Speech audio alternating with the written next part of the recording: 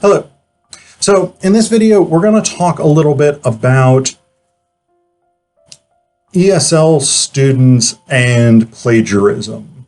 I'm not an expert in this area. I've had very minimal training in teaching ESL students, even though I've had a lot of ESL students over the years.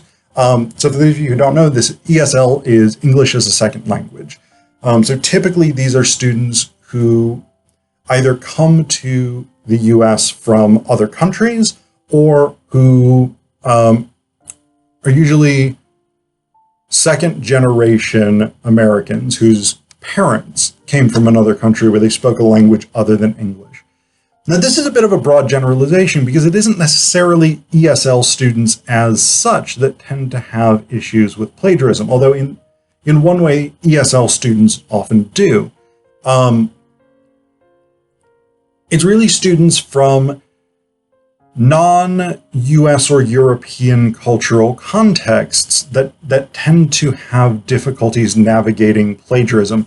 And a big part of that is that in many other cultures, the idea of plagiarism exists, but it doesn't work the same way it works in the US or Western European or Canadian or whatever it is, academic systems. So there is the idea of plagiarism, but it's a different kind of concept than what we have in, for instance, the US where I teach. And so this is a thing that often students find somewhat challenging when they come particularly from, say, East Asian cultures. Because in East Asian cultures, traditionally, one of the components of education was that you learned the authoritative texts. You would learn, for instance, Confucius. You would learn, you would learn these sort of grand traditional masters, and then you could incorporate their ideas, their words, directly into your own arguments. And this was a almost required way of doing things.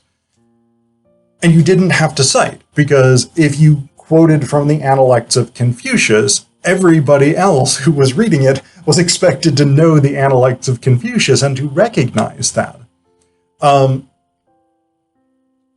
so this is a completely different way of looking at the world and looking at intellectual property than what we have in the US. Because in the US, in American academia, if you quote something without citing it, then that's at the very least an academic infraction. And if you present something without quotation marks, as I think is very common in East Asian culture, you would just sort of incorporate other people's texts that readers would be expected to recognize.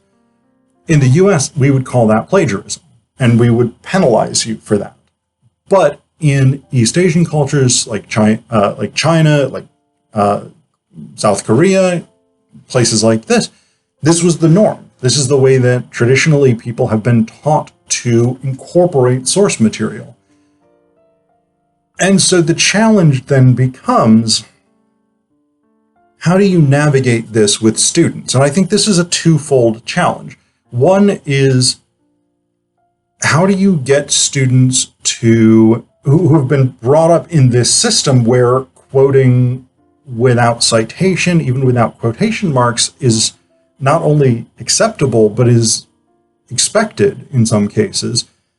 How do you get them to understand and function in a US academic context in which you have to cite all of your sources and you have to do it correctly? It's a very different worldview, a very different perspective on what it means to utilize or incorporate other people's intellectual property. Even the idea of intellectual property is not historically grounded in some cultures. For instance, I've read, and I don't know whether this is authoritative or not, because the person who wrote the book I read this in is not a specialist on Islam, but I've read that traditionally in Islam, there are penalties for theft, But if you steal a book, there is not a penalty for that, because the assumption is that you are not trying to steal the physical object. You're trying to steal, in scare quotes in this case, you're trying to gain the knowledge that's in that book. And because all knowledge in Islamic theology, or at least some Islamic theology, because all knowledge comes from Allah, it belongs to everyone. You cannot have a proprietary attitude toward knowledge in this worldview, because all knowledge comes from Allah, comes from God, and it therefore belongs to everyone. Yes, you may have been the person who expressed a thing in a particular way, but you only were able to express it that way because Allah allowed you to.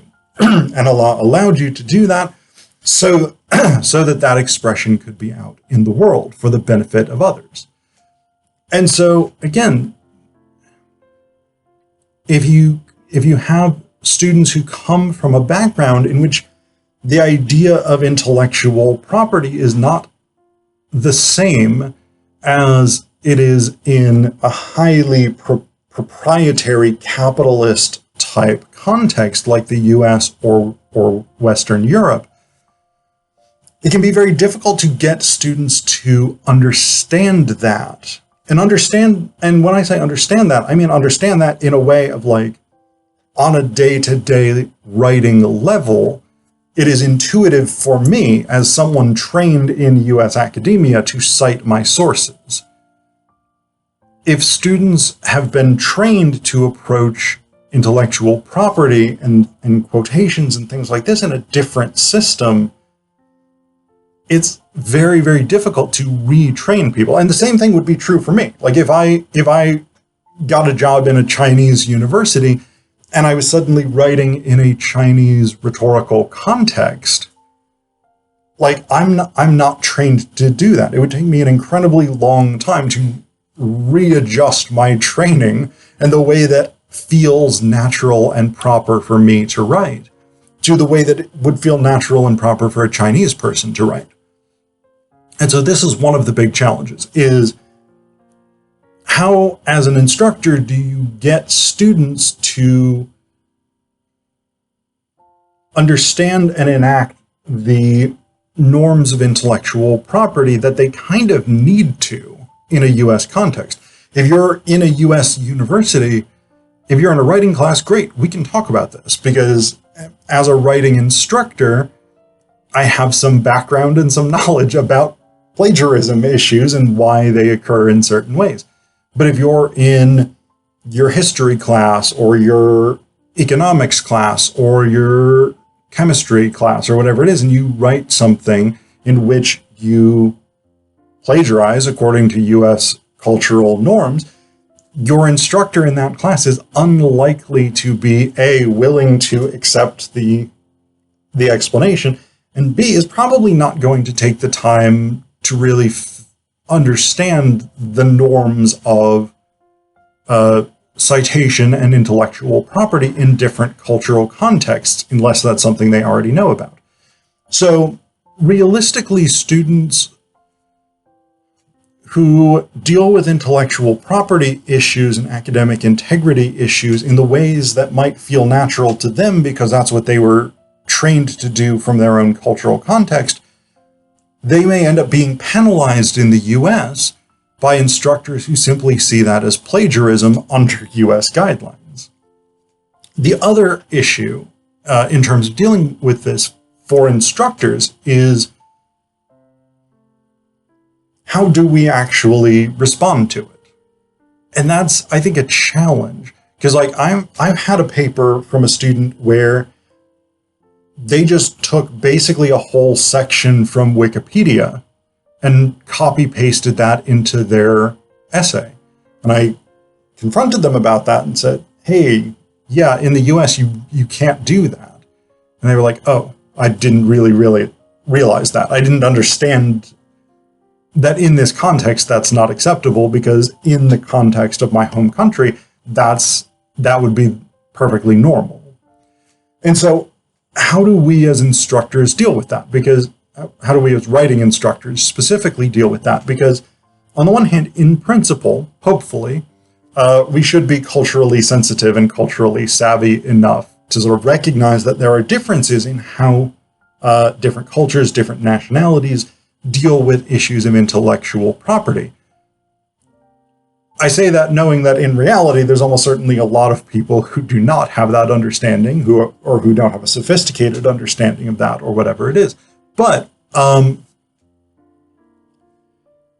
one of the things that we as instructors need to consider with this is, do we just treat this as straight plagiarism and say, I'm reporting this to the Academic Integrity Office or whatever it is, and you'll get penalized if they think you should be penalized? Do we say,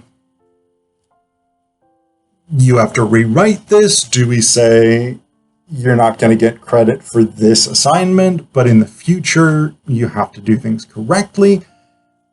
I don't know what the best way of doing things is, and there's a lot of variables here.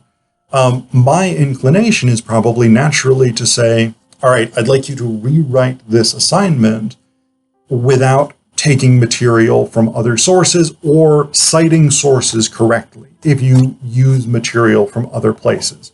That's my natural inclination. I also say that knowing that a lot of writing teachers, myself included, tend to have very heavy teaching loads.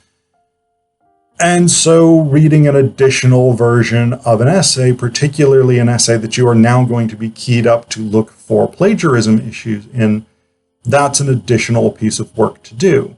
And so, again, that's one of those contextual issues that, like, if you're in a place where you just can't read another essay, you don't have the time, you don't have the energy, you don't have the cognitive willingness or capacity, whatever it is, then yeah, maybe you find a different solution to this issue. But I think it's a very difficult one to figure out how to navigate being culturally sensitive, being responsible, and educating the student about the norms they need to conform to in the US. It's a very challenging situation to navigate. Yeah, but it's something to be aware of.